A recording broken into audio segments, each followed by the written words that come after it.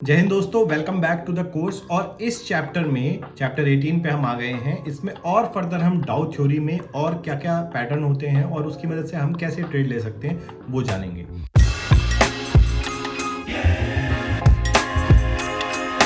तो सबसे पहले आगे बढ़ने से पहले समझ लेते हैं ट्रेडिंग रेंज क्या होती है। ट्रेडिंग रेंज कुछ नहीं, एक सपोर्ट और रेजिस्टेंस लाइन के बीच की रेंज हो जाती है जहां पे हम अपने ट्रेड्स को इजीली एग्जीक्यूट कर सकते हैं। जैसे यहाँ पे डीएलएफ के चार्ट पे देखें तो यहाँ पे हमें दो लाइनें नजर आ रही हैं, एक हमने रेजिस्टेंस मार्क कर दिया, एक सपोर्ट मार्क कर दिया। जनरली हमने ये देखा कि इसके ऊपर मार्केट नहीं जा रहा है तो यानी कि रेजिस्टेंस ले रहा है यहाँ पे, और इसके नीचे मार्केट नहीं जा रहा है यानी कि रेजिस्टेंस ले रहा है ये पर्टिकुलर डीएलएफ का स्टॉक। तो हमने 128 नीचे लोअर और 165 ऊपर मार लिया, और जब भी इस रेंज के आसपास पहुंचता है हम लॉन्ग या फिर शॉर्ट कर देते हैं। तो यहाँ पे आप देखें तो अगर हम पैटर्न्स को यहाँ पे देखना शुरू करें तो हमें साफ नजर आता है ये कौन सा पैटर्न हो गया, ये बुलिश इनगल्फिंग हो गया। हमें कंफर्म हुआ, हमने बुलिश ट्रेड ली और यहाँ पे अपना आराम से प्रॉफिट बुक किया। नेक्स्ट यहाँ पे आप देख सकते हैं मॉर्निंग स्टार डोजी पैटर्न एक यहाँ पे नजर आ रहा है, यहाँ पे बेरिश इनगल्फिंग पैटर्न नजर आ रहा है, यहाँ पे बेरिश हरामी पैटर्न नजर आ रहा है। तो ये जो यहाँ पे बेरिश हरामी पैटर्न नजर आ रहा है। तो ये जो है सारे पैटर्न हमारा मदद करते हैं, हेल्प करते हैं कि देखने में कि भैया ये रेंज मिल गई हमें एक, और यहाँ पे हमें पता है कि हम अपना सपोर्ट और रेजिस्टेंस कहाँ लगा सकते हैं और पैटर्न के साथ साथ आराम से ट्रेड कर सकते हैं। इसमें ज़्यादा फिर दिमाग लगाने की ज़रूरत नहीं पड़ता। अब ये जो ट्रेडर है, आप शॉर्ट टर्म अगर ट्रेडर हैं तो आपको ये ट्रेड्स आइडेंटिफाई करने में ज़्यादा परेशानी नहीं होनी चाहिए, और रेंज की कुछ हफ्तों से लेके कुछ 1-2 साल तक हो सकती है, और हमेशा स्टॉक उस ट्रेड में रह सकता है। कब तक? जब तक रेंज ब्रेकआउट नहीं आ जाए। रेंज ब्रेकआउट से क्या मतलब है, पहले जान लेते हैं ट्रेड जो रेंज में रहता क्यों है स्टॉक। कि भैया स्टॉक चल रहा है, उसमें कोई ना तो कोई अनाउंसमेंट आ रही ढंग की कि भैया कि कुछ बढ़िया कर दिया, कंपनी ने अपना प्रॉफिट डबल कर दिया, या फिर नए इंडिया में बेचते थे अब रेस्ट ऑफ द वर्ल्ड में बेचना शुरू कर रहे हैं, कुछ मर्जर हो रहा है, कुछ भी हो रहा है, मतलब कोई तरह की अनाउंसमेंट जो पॉजिटिव है या नेगेटिव कि भैया कुछ लॉस कर लिया, मतलब जितना प्रॉफिट कमाते उतना ही लॉस कर दिया अचानक से। ये सारी जब चीजें होती हैं तब रेंज ब्रेकआउट नजर आता है। या तो अपसाइड में रेंज ब्रेकआउट होगा जिसको हम ब्रेकआउट बोलेंगे, और या फिर डाउन साइड में नीचे रेंज ब्रेक करेगा जिसको हम ब्रेक डाउन बोलेंगे। अब दोनों ही केस में या तो वो आ जाएगा ब्रेकआउट या फिर नहीं आएगा, लेकिन फॉल्स ब्रेकआउट भी हमें कभी कभी देखने को मिलते हैं। जैसे इस एग्जाम्पल में देखें, यहाँ पे हम एक रेंज हमने बनाई थी, अब उस रेंज के ऊपर गया लेकिन वापस आ गया, तो मतलब फॉल्स ब्रेकआउट हो गया। अब ये पता कैसे चलेगा ब्रेकआउट सही में हो रहा है या नहीं? वहां पे आपको ध्यान देना है वॉल्यूम्स पे। यहाँ नीचे आप देख सकते हैं ये ब्रेकआउट जब हुआ था तब वॉल्यूम बहुत कम थी। रिटेलर्स जनरली क्या करते हैं कि अनाउंसमेंट हुई नहीं, रूमर आया मार्केट में और बाइंग करनी शुरू कर दी, फिर पता चला कि वो अनाउंसमेंट तो हुई ही नहीं। तो स्मार्ट मनी यहाँ पे नहीं आती। स्मार्ट मनी जब आती है तो आपको साफ नजर आ जाएगा। जैसे यहाँ पे देखिए एवरेज से ज्यादा वॉल्यूम है और फिर क्या रेंज ब्रेकआउट मस्त आपको देखने को मिला। ये क्लासिक एट्रीब्यूट है एक ब्रेकआउट या ब्रेकडाउन के, कि प्राइस जो रेंज ब्रेक होगी, अगर ऊपर जा रहा है तो वॉल्यूम ज्यादा होगी, या नीचे ब्रेकडाउन दे रहा है तो भी वॉल्यूम ज्यादा होगी। अदरवाइज फॉल्स ब्रेकआउट के चक्कर में हमें नहीं पड़ना है। अब इसको ट्रेड कैसे किया जाए? ट्रेड बड़ा ही सिंपल है। जैसे हमने अगर डीएलएफ का एग्जाम्पल दें, 128 से लेके 165 की रेंज हमने आइडेंटिफाई करी थी। अब ब्रेकआउट हो गया अपसाइड पे और 170 पे ट्रेड कर रहा है, तो हम वहां पे 170 पे एंट्री लेंगे, और जो हमारा पिछला जो रेजिस्टेंस था वो आप सपोर्ट बन जाएगा, और उसको हम स्टॉप लॉस बना लेंगे 165 का, और 170 से की हमारी बाई, 165 का स्टॉप लॉस। सिमिलरली अगर ब्रेकडाउन होता, स्टॉक नीचे जाता, तो 128 जो हमारा सपोर्ट था वो अब रेजिस्टेंस बन जाता, और हम उसको मान लेते कि भैया 123 पे हम मान लीजिए अगर एंट्री लेते हैं शॉर्ट ट्रेड में, तो 128 को हम अपना स्टॉप लॉस मान लेते हैं। अब दोनों ही केस में जो है हमें टारगेट भी आराम से पता चल जाता। कैसे? टारगेट हमारा होना चाहिए था कि जब 125 से 168 की रेंज थी वो 43 रुपीज की थी। अब अगली जो रेंज बननी चाहिए वो 168 प्लस पिछली जो रेंज थी 43 जोड़ दो तो 211 हमारा टारगेट हो सकता है आराम से। बड़ा ही सिंपल है। और सिमिलरली अगर नीचे की साइड देखते तो 125 -43 हो जाता और वो हमारा टारगेट हो जाता अगर हमने शॉर्ट ट्रेड ली होती। तो आपको टारगेट पता चल गया, स्टॉप लॉस पता चल गया, बस कुछ नहीं करना है, ट्रेड लगा के छोड़ देनी है। ये तो एक तरीका हो गया रेंज ब्रेकआउट और ब्रेकडाउन को प्ले करने का। एक और इसमें पैटर्न हमें बताया गया है, वो है फ्लैग फॉर्मेशन। फ्लैग फॉर्मेशन क्यों बोल रहे हैं? जैसे अगर आप बीपीसीएल के इस चार्ट पे ध्यान देंगे, यहाँ से स्टॉक ने एक फ्लैग टाइप का पैटर्न बनाया, यानी कि ये उसका पोल हो गया और ये फ्लैग हो गया। इसमें हो क्या रहा है, पैटर्न मजबूत क्यों है, इसके पीछे का रीजन क्या है, ये देख लेते हैं। यहाँ पे क्या होता है कि एक स्टॉक में रेंज में था, वहां से ब्रेकआउट आया, ऊपर गया, मार्केट काफी ऊपर गया। यहाँ पे जाके जो रिटेल जो पार्टिसिपेंट्स हैं उन्होंने देखा यार बहुत अच्छा प्रॉफिट हो रहा है, यहाँ से हमें अब प्रॉफिट बुक कर लेना चाहिए। यहाँ पे थोड़ा वॉल्यूम के साथ, कम वॉल्यूम के साथ एक थोड़ा सा डिप आएगा क्योंकि लोग अपना प्रॉफिट बुक करें। लेकिन स्मार्ट मनी जो है वो अभी भी इन्वेस्टेड है, क्योंकि वॉल्यूम से हमें पता चल रहा है कि कम लोग बेच रहे हैं और प्राइस हल्का नीचे इसीलिए आ रहा है। तो ये आपको सेकंड चांस देता है मार्केट कि आपने अगर यहां पे एंट्री नहीं करी तो आप यहां पे एंट्री करके फिर से जब इस पैरेलल लाइन जो दो बनी हुई है जो फ्लैग की, उसको ब्रेकआउट देता है यहां से, तो आप फिर बाई कर सकते हैं और आगे चल के प्रॉफिट अपना कमा सकते हैं। आप ध्यान देने वाली बात है कि ये जो फ्लैग जब बन रहा हो वॉल्यूम कम होनी चाहिए, क्योंकि अगर स्मार्ट मनी भी यहाँ पे निकल जाती है तो फर्दर नीचे ब्रेकडाउन भी आ सकता है। वो आपको इस पैरेलल लाइन के ऊपर ध्यान देना है जो आप फ्लैग के फॉर्म में बनाएंगे, और वहां पे अगर नीचे जाता है तो आप सेल कर सकते हैं, अगर ऊपर जा रहा है तो आप बाई कर सकते हैं।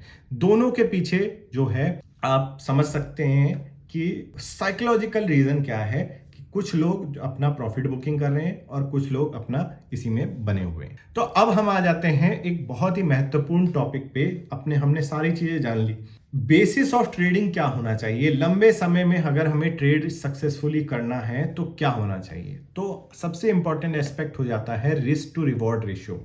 Risk to reward ratio Dow theory के स्पेसिफिक नहीं है, बट ये अगर हम ट्रेडिंग सिस्टम एक बना रहे हैं और रिस्क मैनेजमेंट उसमें प्रॉपर करना चाहते हैं तो उसमें आपको ये समझ होनी चाहिए। सबसे पहले आपको ट्रेड के 3 एस्पेक्ट होते हैं। कोई भी ट्रेड है कि आपने एंट्री कब ली, मान लीजिए 55.75 पे, स्टॉप लॉस क्या लगाया 53.55 और एक्सपेक्टेड टारगेट आपका 57.20 है। अब कैसे आया ये टारगेट, हो सकता है वहां पे रेजिस्टेंस हो, या फिर हो सकता है कि आपको ये जो है फ्लैग पैटर्न या फिर कोई भी पैटर्न से आपको समझ में आ रहा हो, या कोई इंडिकेटर आपको ये दर्शा रहा हो, फिबोनाची रिट्रेसमेंट वगैरह वगैरह, किसी भी वजह से हो सकता है। लेकिन ये 3 एस्पेक्ट आपको हमेशा पते होने चाहिए ट्रेड में जब भी आप एंट्री ले रहे हैं। मेरा एंट्री कहाँ हो रही है, मुझे स्टॉप लॉस कहाँ लगाना है, मुझे एक्सपेक्टेड टारगेट क्या रखना है। अब यहाँ पे अगर आप ध्यान दें तो हुआ क्या, रिस्क क्या ले रहा है trader, entry minus stop loss की। मतलब अगर ट्रेड मेरे अगेंस्ट जाती है, स्टॉप लॉस हिट होता है तो मैं 2.2 रुपीज खोता हूं।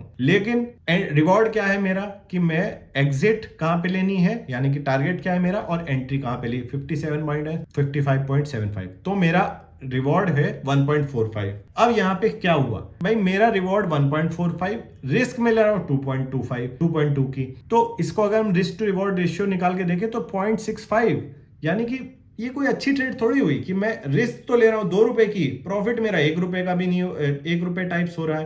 तो 0.65 जो है अच्छी ट्रेड, अगर रिस्क टू रिवॉर्ड रेशियो निकल के आ रहा है तो वो कोई अच्छी ट्रेड नहीं हो गई। 1 रुपए के ट्रेड पे एटलीस्ट जो है मेरे को 1.3 कमाना चाहिए। यानी कि अगर हम जैसे इस एग्जाम्पल में देखें कि अगर मेरी एंट्री 107 पे है, स्टॉप लॉस 102 पे है, तो टारगेट मेरा एटलीस्ट 114 का होना चाहिए। और होना चाहिए का मतलब ये नहीं कि मैं वहीं निकलूंगा, आपको पैटर्न अपने जो सपोर्ट रेजिस्टेंस और जो इंडिकेटर्स की वजह से जो टारगेट निकल के आ रहा है वो वहां पे निकलना के आना चाहिए। ये नहीं कि आपने बोल दिया कि मेरा टारगेट तो यही है, अगर आया तो ठीक, नहीं तो आपको ये जो है यहाँ पे इस एग्जाम्पल में देखें, हम 5 रुपए का रिस्क ले रहे हैं, 102 7 माइनस 102, और एक्सपेक्टेड रिवॉर्ड है 7 रुपए का, 114 माइनस 104। तो इस केस में रिस्क टू रिवॉर्ड क्या हो गया 7/5 यानी 1.4।